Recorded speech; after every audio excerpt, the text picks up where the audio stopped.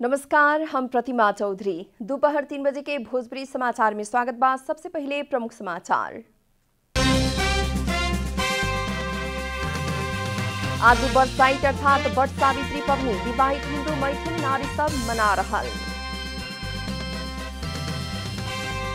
प्रधानमंत्री केपी शर्मा ओली द्वारा आज मंत्री परिषद विस्तार। नियुक्त होने वाला मंत्री सब आज ये पद तथा गोपनीयता के शपथ ली हैं। गंडकी प्रदेश के मुख्यमंत्री पृथ्वी सुब्बा गुरुङ द्वारा विश्वास के मतला प्रस्ताव पेश हो रहा। बहुमत खातिर 31 मत के जरूरत। अमेरिकी राष्ट्रपति बाइडेन द्वारा हानिकारक गतिविधि में संलग्न न होखेला रूस के चेतावनी। संलग्न भइला पर ठोस अर्थपूर्ण परिणाम भोगे के पड़ी। और मैत्रीपूर्ण खेल अंतर्गत भइल खेल में पोर्चुगल के शानदार जीत। इजरायल 4-0 से हारल।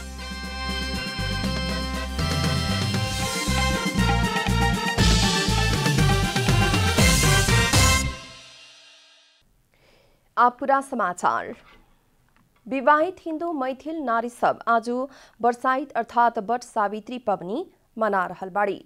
जेठ के दिन अटल सौभाग्य के कामना करत मनावल जावला ई पर्व मिथिला के नारी सब आज मना रहल बा। सत्ययुग में सती सावित्री द्वारा आपन तपस्या आ साधना से जेठ औसी के दिन अटल सौभाग्य के वरदान प्राप्त कैल विश्वास के आधार में ई पवनी मनावे के मैथिल परंपरा बाटे।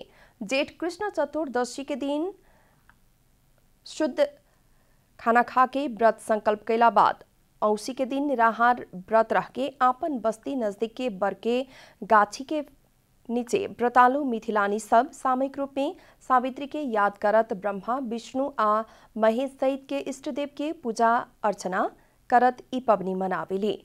व्रतालु सब जेठ शुक्ल प्रतिपदा के दिन सवेरे सूर्योदय संगे ई व्रत संपन्न करे के परंपरा बाटे। ई बार कोरोना महामारी के चलते बरसाइत भी प्रभावित भइल बा।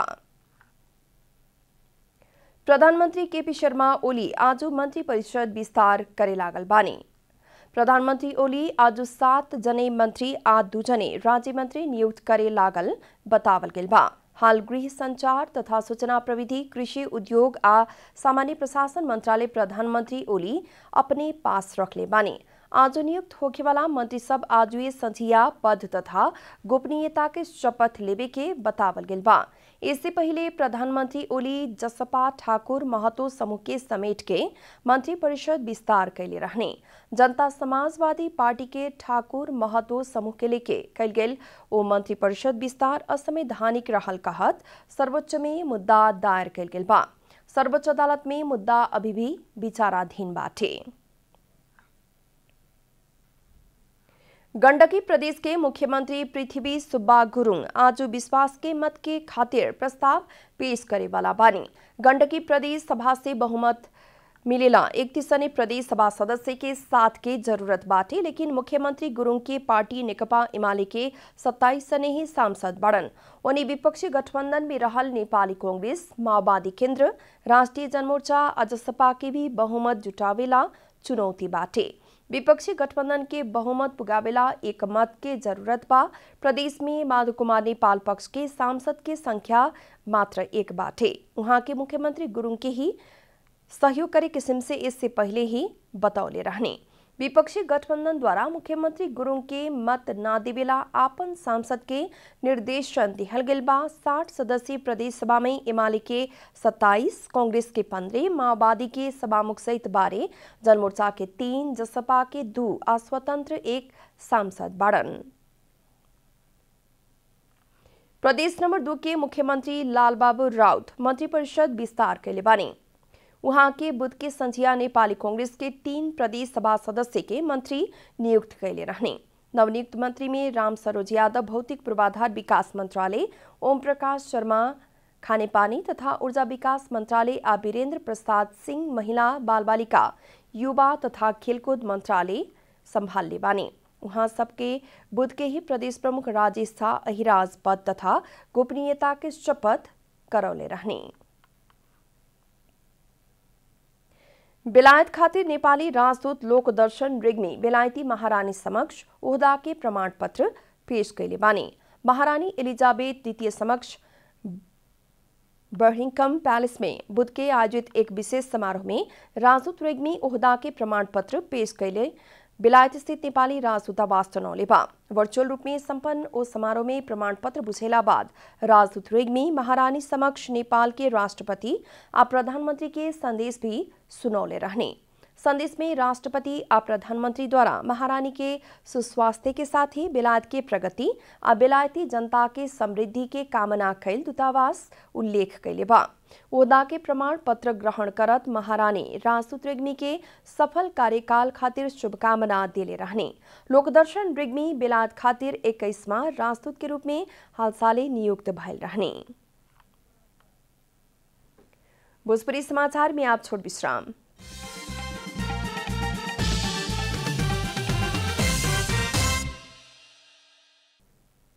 भोजपुरी समाचार में आप बाकी समाचार। प्रदेश नंबर 2 के लोक सेवा आयोग द्वारा उपसचिव सहित 28 जने कर्मचारी खातिर विज्ञापन खोलल गई बा। बीएफए के सूचना जारी करत आयोग द्वारा असार 16 गते तक के समय तय करके कर्मचारी नियुक्ति खातिर आवेदन खुला कैल गेल हा। प्रशासन, स्वास्थ्य आ अन्य प्राविधिक विषय में भी खोलल आवेदन में अप्राविधिक तरफ अधिकृत 6 जने, स्वास्थ्य बाहेक के सेवा तरफ 12 जने और स्वास्थ्य सेवा तरफ 10 जने खातिर विज्ञापन कैल गेल प्रदेश 2 लोक सेवा आयोग जनौले बा। विभिन्न पद में खोलल गई विज्ञापन आ ओ खातिर आवश्यक योग्यता निर्धारण कैल गेल बा। पाल्पा अस्पताल के अमेरिका रहेवाला नेपाली सब 2 ऑक्सीजन कंसंट्रेटर सहयोग कैले बा। अमेरिका में रहेवाला नेपाली की संस्था टेक्सास नेप्लीज मेडिकल एसोसिएशन द्वारा पाल्पा अस्पताल और रामपुर अस्पताल खातिर 2 ऑक्सीजन कंसंट्रेटर प्रदान कल गेल हा। स्वास्थ्य कार्यालय पाल्पा में एक कार्यक्रम के बीच पाल्पा के प्रमुख जिला अधिकारी योगेंद्र प्रसाद पांडे ऑक्सीजन कंसंट्रेटर अस्पताल के हस्तांतरण कैनी हा। पांडे कोरोना महामारी के बेरिया विदेश में रहेवाला नेपाली सबसे देशवासी खातिर कल गेल सहयोग सराहनीय भइल भी बतौले बानी।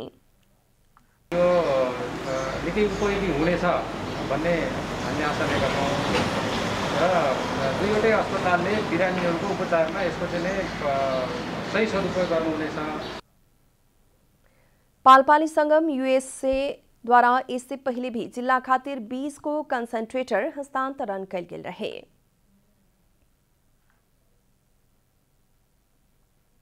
विश्वभर फैलल कोरोना महामारी के कारण शैक्षिक क्षेत्र पूर्ण रूप में बंद भइला बाद दुर्गम क्षेत्र के विद्यार्थी थप समस्या में बढ़न सन। बझाङ जिला के विभिन्न विद्यालय में अध्ययनरत विद्यार्थी इबेरिया मेलापात में व्यस्त बढ़न सन। विद्यार्थी सब सामाजिक दूरी कायम करके वैकल्पिक पठन पाठन के अवधारणा सहित के टोला शिक्षा के प्राथमिकता दिवी पड़े के बतौले बा। अब आईसीएसई पढ्ने स्टुडेन्ट हो। अब मैले अहिले कोरोना नभएपछि 2 वर्ष मा अहिले बीएससी जोइन गर्ने बेला हो। अहिले कोरोना भन्दा भन्दै अनलाइन क्लास भन्दा भन्दै लुटिएको जस्तो र यो बझाङ जिल्लामा फेरि यो इन्टरनेटको सुविधा अलि नाजुक भएको हुनाले मेरो पढाइ पुरै हताभङ्ग भएको जस्तो मलाई अनुभव भइरहेको छ। इंटरनेट के पहुंच न भइला से कोरोना के कारण लैका लैकी के पठन पाठन प्रभावित होती जा रहल बा। होइन अनि सबै ठाउँमा नेटको पहुँच पनि हुँदैन, कतिपय ठाउँमा बत्तीहरू छैन, सबै ठाउँमा रेडियोहरू एभाइलेबल, सबै कुरा एभाइलेबल हुन्छ भन्ने पनि छैन। अनि बच्चाहरूलाई चाहिँ सायद धेरै भन्दा धेरै प्रभाव परेको छ। कोरोना कहर शुरू भइल 2 बरस से दुर्गम के विद्यार्थी के पढ़ाई में समस्या भइल बा। उ लोग 2 बरस तक एक क्लास में पढ़ल शिक्षा में सीमित बाड़न सन। शैक्षिक क्षेत्रमा यो विद्यालय क्षेत्रमा विद्यार्थीको भविष्य एकदमै डामाडोल भएको अनुभव छ। यसले प्रत्यक्ष रूपमा प्रभाव पारेको छ। कसरी त भन्दाखेरि गत साल पनि हामीले कुनै पढाइ नगरेर सिधै तिनीहरूलाई 1 वर्ष पछाडि धकेल्यौँ। अहिले पनि हामीले कुनै पढाइ नभएर कोभिडको कारणले गर्दा पढाइलाई अब रोकेर हामीले विद्यालयहरू बन्द गर्दाखेरि विद्यार्थीहरू एकदमै मिलिया परे जस्तै छन्। शिक्षक सबके भी ऐसन महामारी के बेरिया कैसे पठन पाठन करे के कह के तालीम के जरूरत रहल स्थानीय सबके कहना बाटे। नेपाली कांग्रेस के सभापति शेरबहादुर देउबा समय में ही महाधिवेशन होखे में आशंका न करेला नेता तथा कार्यकर्ता सबके आग्रह कैले बानी। असार आसाउन महीना में तैयारी करके भादों में महाधिवेशन करे के देउबा से प्रतिबद्धता भी जनावल गइल बा। पूर्व निर्धारित समय में महाधिवेशन होखे ना सके के आशंका करत वरिष्ठ नेता रामचंद्र पौडेल लगायत नेता सब सभापति देउबा के महामारी के ही बीच में भी महाधिवेशन करेला ध्यानाकर्षण करौले रहने। सभापति देउबा बुध के एक प्रेस विज्ञप्ति निकाल के भादों में ही महाधिवेशन होके के स्पष्ट कैले रहने। देउबा महाधिवेशन खातिर तैयारी करेला भी नेता सबके निर्देशन देले बानी। देउबा पार्टी के महाधिवेशन संपन्न करेला आवश्यक सभी काम समय में करे के उल्लेख भी कैले बानी। अब आर्थिक समाचार।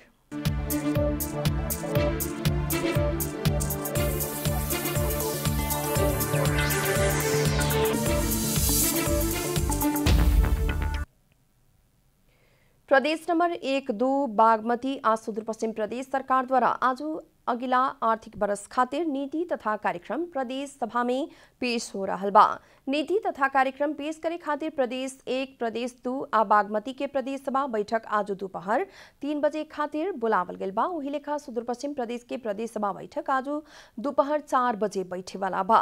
बजट लियावे से 15 दिन पहले नीति तथा कार्यक्रम लियावे पड़े के कानूनी व्यवस्था भइला पर भी सभी प्रदेश ई साल अबेर करके नीति तथा कार्यक्रम सार्वजनिक करे लागल बा। प्रदेश 1 में प्रदेश प्रमुख सोमनाथ अधिकारी, प्रदेश 2 में प्रदेश प्रमुख डॉक्टर राजेश झा नीति तथा कार्यक्रम पेश करे के कार्यसूची बाटे।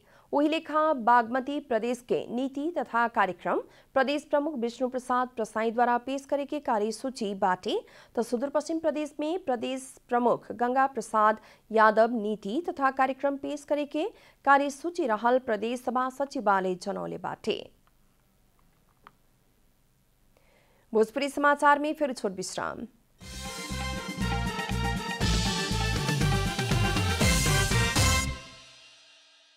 आप खेलकूद समाचार।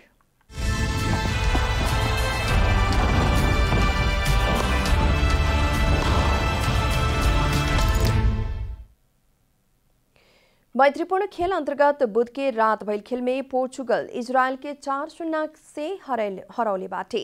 पहिलका हाफ में 2 गोल कैल पोर्चुगल, दोसरका हाफ में थप 2 गोल कैलक। पोर्चुगल खातिर ब्रुनो फर्नांडिस 2 आ क्रिस्टियानो रोनाल्डो और कैंसेले एक गोल कैलन।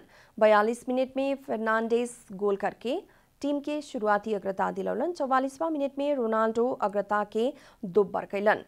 कैंसेलो 86 मिनट में गोल कैलन। तब फर्नांडिस इंजुरी समय के पहिलका अर्थात 91 मिनट में व्यक्तिगत दोसर का गोल कैला बाद पोर्चुगल 4-0 की जीत दर्ता करे में सफल भइल हा।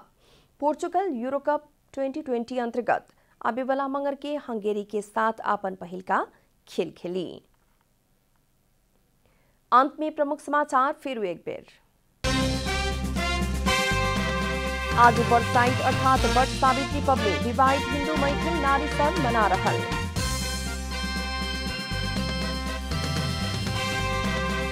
प्रधानमंत्री केपी शर्मा ओली द्वारा आज मंत्री परिषद विस्तार नियुक्त होने वाला मंत्री सब आज पद तथा गोपनीयता के शपथ ली। गंडकी प्रदेश के मुख्यमंत्री पृथ्वी सुब्बा गुरुङ द्वारा विश्वास के मतला प्रस्ताव पेश हो रहल। बहुमत खातिर 31 मत के जरूरत। अमेरिकी राष्ट्रपति बाइडेन द्वारा हानिकारक गतिविधि में संलग्न न होकेला रूस के चेतावनी। संलग्न भइला पर ठोस आ अर्थपूर्ण परिणाम भोगी के पड़ी। और मैत्रीपूर्ण खेल अंतर्गत भइल खेल में पोर्चुगल की शानदार जीत, इजरायल 4-0 से हारल।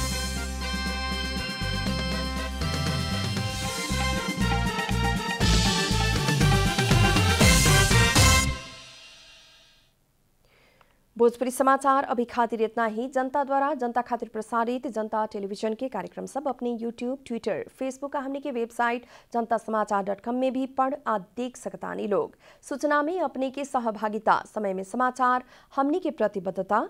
नमस्कार।